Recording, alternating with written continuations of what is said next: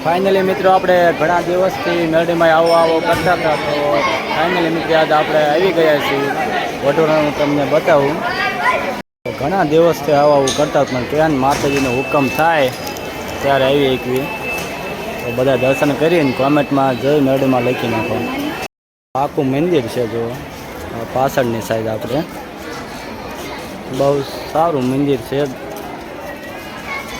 અને રવિવારે તો બહુ માણસ હોય છે, જો તમે બહુ ભીડ હોય છે. દર્શન કરવામાં પણ લાઈનમાં રહેવું પડે છે આપણે. હા જો રોહિતભાઈ ને મહિપતભાઈ ત્રણે આવ્યા છીએ.